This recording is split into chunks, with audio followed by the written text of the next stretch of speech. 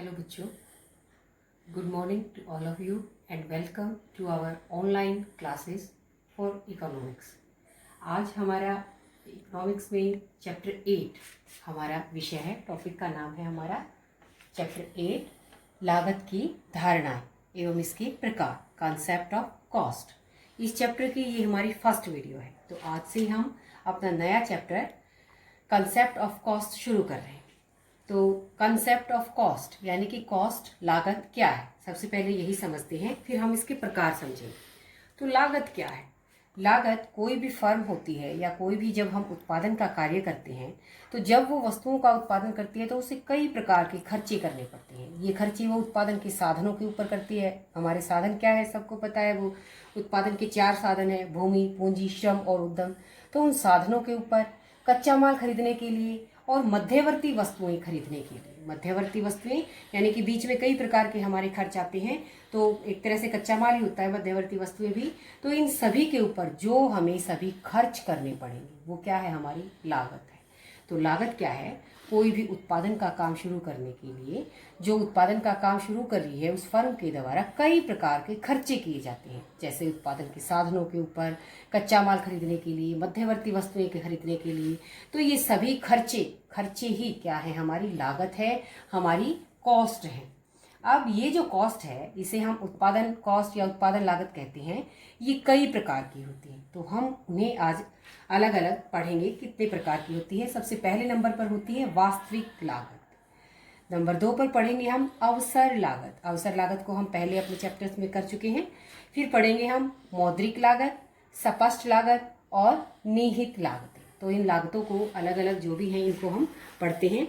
तो सबसे पहले नंबर पर क्या पढ़ेंगे हम, वास्तविक लागत, रियल कॉस्ट क्या है। तो रियल कॉस्ट, वास्तविक लागत को क्या कहते हैं, हम रियल कॉस्ट कहते हैं। तो क्या है ये रियल कॉस्ट? सबसे पहले तो ये जो रियल कॉस्ट है या वास्तविक लागत की धारणा है, ये किसने दी, ये कंसेप्ट किसने दिया है? डॉक्टर मार्शल, अर्थशास्त्री हैं बहुत ही मशहूर। तो उन्होंने रियल कॉस्ट, वास्तविक लागत का कंसेप्ट दिया है। अब ये है क्या? तो रियल कॉस्ट क्या होती है कि जो उत्पादन के स्वामी होते हैं, जो ऑनर ऑफ प्रोडक्शन होते हैं, स्वामी जो होते हैं, उनके द्वारा सहन किया गया कष्ट, दुख, परेशानी, वास्तविक लागत हम किसे कहते हैं। वास्तविक शब्द अगर हम अर्थशास्त्र में पढ़े तो वास्तविक वस्तुओं से संबंधित होता है।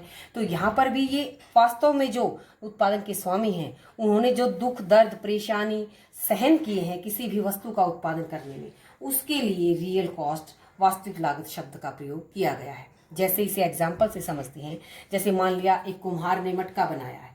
तो कुम्हार मटका बनाने के लिए मेहनत की है उसने, 8 घंटे, 4 घंटे, 5 घंटे, जो भी समय उसने दिया, उस समय में उसने पसीना जो बहाया है, तो वो क्या है, जो कष्ट, दुख, परेशानी उसने जो सहन की, वो क्या है, उसकी वास्तविक लागत। उस मटके की वास्तविक लागत क्या है, जो मेहनत उसने की। तो ये जो है, ये जो वास्तविक लागत है, ये क्या हुई, हमारी भावगत है। ये इसे हम मतलब देख नहीं सकते, इसे महसूस करेंगे, क्योंकि कष्ट, दुख, परेशानी चीजें जो हैं ये दिखाई देने वाली चीजें नहीं है, ये सहन करने की है। तो इसलिए ये जो लागत है ये कैसी लागत है, भावगत लागत है। तो डॉक्टर मार्शल ने इस धारणा को दिया। और वास्तविक लागत का अर्थ क्या है कि जो उत्पादन के स्वामी हैं उन्होंने उत्पादन करते समय जो जो दुख, दर्द, परेशानियां सहन की, वो क्या कहलाएंगी, हमारी रियल कॉस्ट कहलाएंगी, वास्तविक लागत कहलाएंगी। हम उदाहरण दे सकते हैं कि उदाहरण के लिए कुम्हार ने मटका बनाया, उसके लिए उसने इतना टाइम दिया अपना। एक किसान ने फसल उपजाई तो उसके लिए उसने कितने घंटे दिए, कितनी मेहनत करी। तो वो सब क्या है, उसकी वास्तविक लागत है। दूसरी लागत है हमारी अवसर लागत। अवसर लागत को कहते हैं हम अपॉर्चुनिटी कॉस्ट। अवसर लागत, अपॉर्चुनिटी कॉस्ट, ये लागत हम पहले पढ़ चुके हैं। अपॉर्चुनिटी कॉस्ट या अवसर लागत क्या होती है, इसकी बड़ी छोटी सी परिभाषा है, दूसरे सर्वश्रेष्ठ वैकल्पिक प्रयोग का मूल्य। इसको बड़े डिटेल से मैंने पहले बताया था कि दूसरे सर्वश्रेष्ठ, दूसरे नंबर पर। इसके लिए मैं उदाहरण देती हूँ कि जैसे मैंने पीछे भी बताया था कि मान लिया एक आदमी है, एक आदमी के पास 3 नौकरी के लिए 3 उसके पास विकल्प है। मान लिया उसे एक विकल्प मिल रहा है कि वो कोई सरकारी कोई नौकरी कर रहा है, कोई भी किसी ऑफिस के अंदर, वहां उसको 10,000 रुपये मिलते हैं। एक और नौकरी है किसी अन्य ऑफिस के अंदर, वहां उसके अंदर उसको 8,000 रुपये मिल सकते हैं। एक और अन्य है जिसके अंदर उसे 5,000 मिल सकते हैं। मतलब उसके पास कई सारे ऑप्शन हैं। तो सबसे पहले वो किसे अपनाएगा, जाहिर सी बात है जहां उसे सबसे अधिक मिलता है वो उस नौकरी को अपनाएगा। तो इस नौकरी को अपनाने के बाद मैंने यहाँ पर लिखा है दूसरा सर्वश्रेष्ठ। तो इसे तो वो अपनाएगा, ये काम तो पहले नंबर पर करेगा। लेकिन अगर उसे ये काम नहीं मिलता तो दूसरे नंबर पर वो क्या करेगा, दूसरे नंबर पर वो जो दूसरा विकल्प जो अपनाएगा, वो दूसरा विकल्प, दूसरा श्रेष्ठ जो बाकी के जो बच गए उनमें सबसे बेस्ट जो है सेकंड नंबर पर, वो क्या कहलाती है हमारी अपॉर्चुनिटी कॉस्ट, अवसर लागत कहलाती है।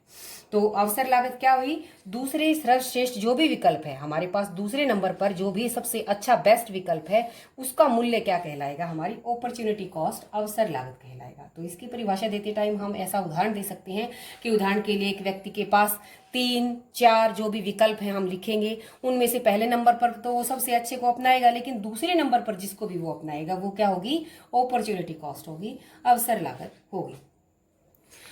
इसे मैं और उदाहरण दूं तो इस तरह से भी हम समझ सकते हैं कि मान लिया एक खेत है, खेत के अंदर एक व्यक्ति गेहूं भी लगा सकता है, चना भी लगा सकता है। अगर वो गेहूं नहीं लगाएगा तो वो चना लगाएगा, तो गेहूं नहीं लगा रहा तो वो चना लगाए, तो चना क्या है, गेहूं की अवसर लागत है। यानी कि अगर वो ये काम नहीं करता तो वो ये करता, तो जो काम वो कर रहा है उसको अगर वो नहीं करता तो जिसे भी वो करता वो क्या होगी, उसकी अवसर लागत होगी।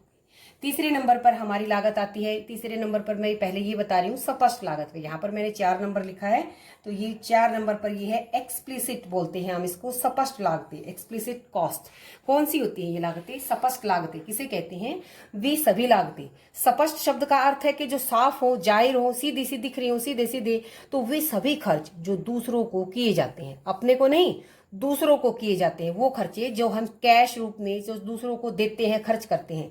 जैसे हम साधनों को खरीदने के लिए, किराए पर लेने के लिए हमने जो नकद दूसरों को दिया है वो क्या है, हमारा एक्सप्लिसिट कॉस्ट है, स्पष्ट लागतें हैं। यानी कि जो जो सामान हमने खरीदा या किराए पर लिया, उसको खरीदने या किराए पर लेने के लिए जो पैसे हमने दूसरों को दिया, क्योंकि हमारे पास कई सारी चीजें ऐसी होती है जो हमारी खुद की होती हैं, तो उसके लिए हमें पैसे देने नहीं पड़ते। लेकिन जो चीजें हमें दूसरों से खरीदनी पड़ती हैं, तो उसके लिए दूसरों से खरीदने के लिए जो खर्चे दिए वो क्या कहलाएगी, हमारी एक्सप्लिसिट कॉस्ट कहलाएगी, स्पष्ट लागतें कहलाएगी। तीसरे नंबर पर, नेक्स्ट नंबर पर आता है हमारा निहित लागतें। निहित लागतें हिंदी में होता है, निहित लागतों को इंग्लिश में हम बोलते हैं इम्प्लिसिट कॉस्ट। तो ये है हमारी 5वें नंबर की कॉस्ट, इम्प्लिसिट कॉस्ट।